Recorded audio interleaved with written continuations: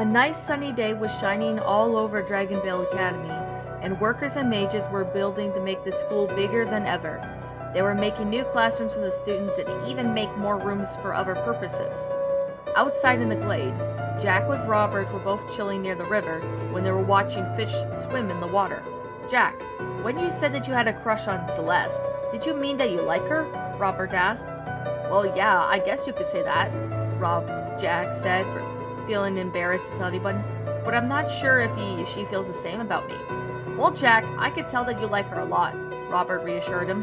You don't have to tell her right away, but just tell her when you're ready.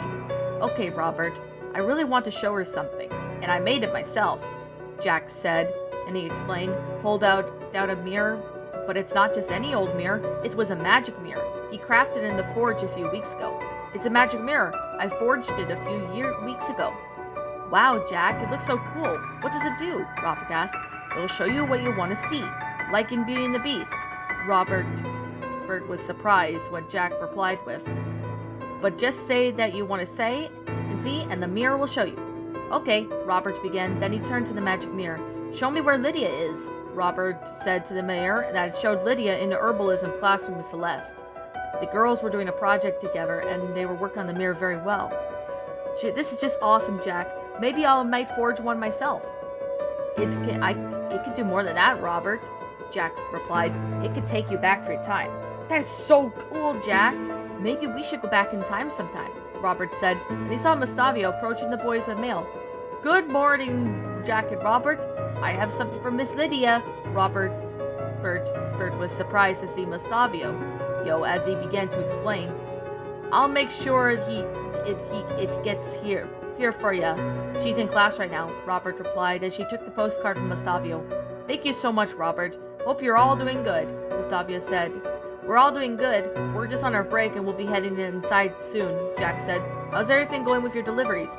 Good as always. Hope you two have a good day. Mustavio waved goodbye to the boys.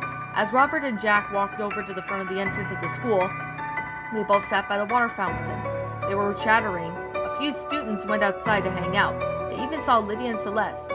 The girls met the boys at the fountain.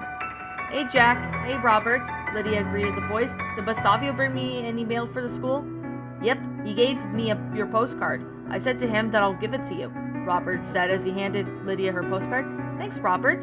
And it's from my cousin Lila, Lydia replied as she began to read the letter. It says, Dear Lydia, I'm actually in a country called France to learn about the country. I want to know what lifestyle is like there, as well as the food, and there is a lot of sightseeing to do. I am hoping to get something from France very soon, and as I'm enjoying the history behind it, as well as other stuff. Hope you and your friends are doing well. Lots of love, Lila. France is all the way in Europe, Robert said. Yep, and she's got traveling love from my aunt and uncle from my dad's side, Lydia explained. Lila is so into traveling. I sure hope she has a lot of fun there. Maybe she will, Lydia. I've always wanted to go to France, Celeste said, as Jack tapped on Celeste's shoulder. Yes, Jack? I want to ask you something. Do you want to spend time with me? Jack asked her. I have something to show you. Sure, Jack. I wonder what it is, Celeste replied. She then turned to Lydia and Robert. Lydia, me and Jack are going to spend time together, so we'll be off. Okay, Celeste. We'll see each other later, Lydia replied as Celeste and Jack headed off into the waterway of the school. Robert, want to visit Alvandar with me? Sure, why not? Robert asked. Sure, why is that? Robert asked. Just so we could spend more time together. I'm sure Alvandar would really like our company, Lydia replied as she and Robert took off towards the glade. Meanwhile, the Academy's waterway, Jack and Celeste were at where the mill was. Celeste wondered what was up with Jack, and she did hope nothing was wrong. I hope nothing's wrong, Jack. What is that you want to show me? Celeste asked. Well, I crafted this mirror in the forge, Jack explained. He pulled out a mirror. This magic mirror. It took me a few weeks to make. Wow, Jack, it's so cool. Do you think you could make me one? Celeste asked while examining the magic mirror. Of course. It will take me a while, though, Jack replied. What does it do? Celeste asked. Well, it'll let you see whatever you want to see. Give it a shot, Celeste, Jack encouraged her. Tell the magic mirror what you want to see. Okay. Celeste looked into the magic mirror. Show me what my father is up to, Celeste said to the mirror, And in the mirror, she could see her father walking into an art classroom. My father's in the classroom, and he's talking to the teacher. Very cool, eh? Jack replied. Well, this mirror can do more than that. It can take you back in time. Want to try it out? Sure, it looks really neat. But can it take you anywhere outside of Dragonvale? Celeste asked. Well, not really, but it could let you see the country you want to see? Jack replied. I want to go back in time. This sounds like fun, Celeste said as she held a magic mirror. Magic mirror, take me and Jack back in time to the village where we grew up. As Celeste said that, she and Jack traveled back in time. But by the time the mirror magic appeared in another place, they weren't in Dragonvale anymore. Whoa, this is just so neat, Jack said in amazement. Then he looked around to see that he and Celeste were in a village. We're in a village, but I wonder what kind it is. It's the village where we grew up in. It's where I was born, Celeste replied. Then she saw a figure waiting outside. It looked like Nathaniel. In fact, it was Nathaniel. I know where we are, Jack. This is the day I was born. How do you know that? Jack asked her. Because I see my father outside. The dads can't be with the moms while they're having babies. Celeste replied. So that's how I know. Celeste and Jack float up towards Celeste's house, and they looked for the mirror, where they saw in the master bedroom was Celeste's mother, Alana. Is that your mom before she passed? Jack asked Celeste. Yes, and this is when she was in labor with me, Celeste explained. As the two looked through the window to watch Alana, a doctor showed up to help Alana deliver her baby. They were reviewing Celeste's past. Boy, that looked like it hurt, Jack commented. Being in that much pain? I'm sure is glad I'm not a girl. Jack's comment made Celeste laugh. Well, Jack, you're lucky. Women and female animals are created by God, and they're the only ones that can have the babies, while the men help the women with their children, Celeste explained. I do want to have children someday, but that time will only come and will only tell. Did your father tell you how you were born? Jack asked. He did, and that was when I was hitting puberty, or in this case, hitting mature age, Celeste replied, as the cry of a newborn baby was present. Hey, that's me as a baby. I was born. Celeste pointed at the doctor clean up the newborn baby before handing her to Alana. You were such a cute baby, Celeste, Jack said, making Celeste blush. Celeste had a few hints that Jack had a crush on her, so Nathaniel walked into the bedroom with Alana. Soon Lydia's mother, Linda, along with her baby, walked in the room. There's Lydia when she was a baby, and that's her mother, Jack, Celeste pointed from the window. I just wish your mother was still alive today, Jack said. I do too, Jack, but at least we have memories of her, Celeste replied. Then she looked at the magic mirror. Magic mirror, take me to where me and Lydia were playing by the abandoned fields and forest, she said, as the magic mirror flashes. Soon she and Jack were in the abandoned fields. I remember this place, Celeste. This is where our parents say to never go there, Jack replied, as the two saw young versions of Lydia and Celeste wandering in the abandoned fields. Yes, and me and Lydia sure got into a lot of trouble, Celeste chuckled. Now let's follow them into the forest. Celeste and Jack followed the children right into the abandoned forest. As soon as they were in the forest, they saw a cougar in the forest, and the large cat was chasing after young Celeste and Lydia. Holy crap, Jack said in shock as the cougar ran like a cheetah after young Lydia and Celeste. That thing is one big and fast cat.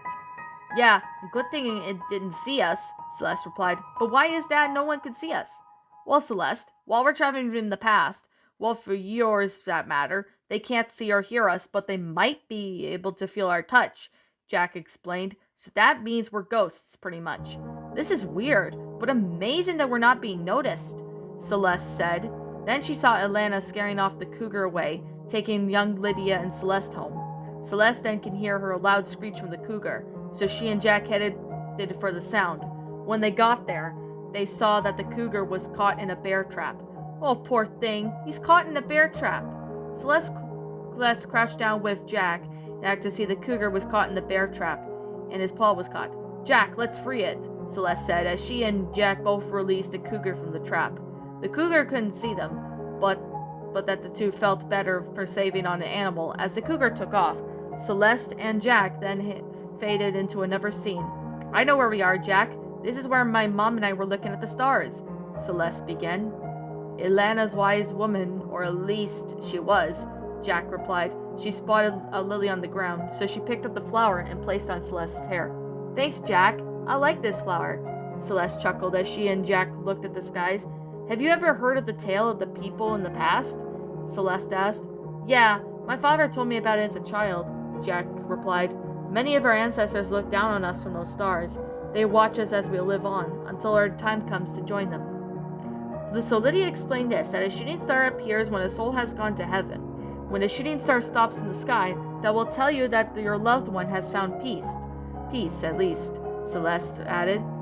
It's a great story to tell over and over again, and I've listened to my mother's great stories as a child. She is a sweet mom, Celeste. Just wish that she was still around, Jack said, as he and Celeste went through another timeline. Only this time, it was where Lydia's house was burnt down. This is when Lydia's house was on fire, and my father saved her life, Celeste said to Jack as she and Jack were on the rooftop of the house. They watched as Alana, along with Celeste and the rest of the people in the village, were trying to put the fire out. Man, Nathaniel's a hero to Lydia, Jack said as he watched Nathaniel run into the abandoned building or the burning house, saving Lydia from the house collapsing. He sure was back then, but that was before Mother became sick, Celeste replied sadly. I'm glad he changed when Lydia showed up at the school, but that doesn't help the pain I felt. At least you have friends, Celeste, and friends always stick together, Jack comforted her. The two then saw Nathaniel along with Lydia running out of the building that was about to collapse. Looks like your father saved Lydia. If it wasn't for him, Lydia wouldn't be alive right now. Yeah, that's for sure, Jack, Celeste said as she and Jack traveled through time where Alana was dying. Celeste and Jack were in Alana's bedroom, and Alana was on her bed. She was very ill.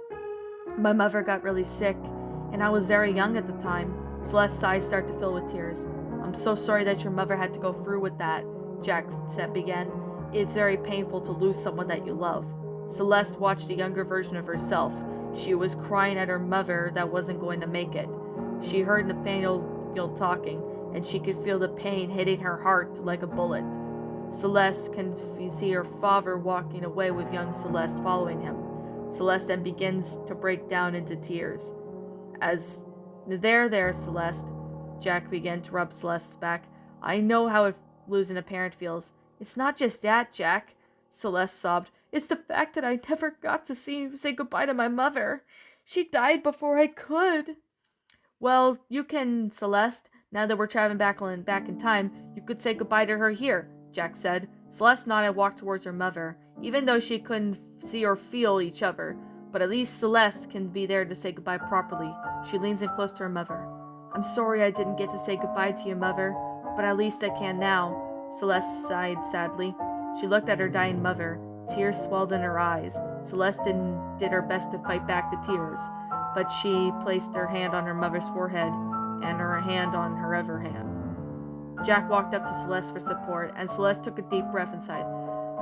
Mother, I know how you feel, or I know you can't feel or see me or hear me now, but I'm sorry that I didn't get a chance to say goodbye to you, because as a kid, I didn't expect you to die the next day, Celeste said, but me and Jack will stay with you.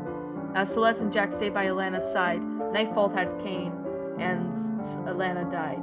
Celeste began to cry.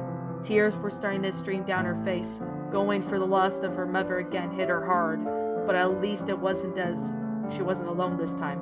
Alana died peacefully with Celeste and Jack with her, even though she couldn't feel or see or hear them. I'm so sorry, Celeste, Jack said as Celeste cried in his arms.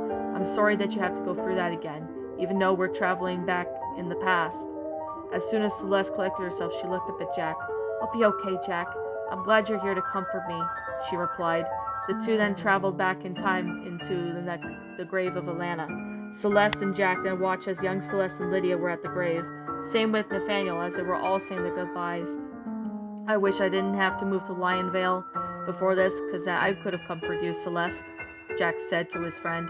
He felt sorry for Celeste's loss, and as the young children left with Nathaniel with the grave, Celeste then had an idea. She walked over to her mother's gravestone and took the lily from her hair and placed it on the stone that is on the ground. I miss you every day, Mother. At least you're looking down on me and Father, Celeste said as she crouched down near the gravestone. I just wish you were still around every day, but at least you're with me, even though we can't see." Celeste smiled as she planted a lily on the grave. Then she got up and walked down towards Jack. "Goodbye, Mother. I hope you can still see me in the skies, in the clouds above." As Jack and Celeste traveled through time, they went to the present timeline where they were going back in time before.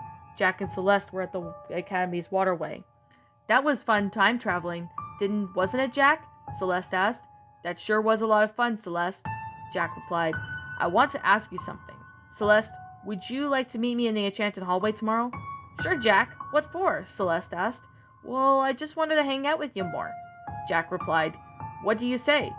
"Of course, Jack. I'll hang out with you in the enchanted hallway tomorrow," Celeste said as she headed off to hang out with her friends. Jack had a question to ask Celeste, and his hope was to get a girlfriend. But that will remain a mystery.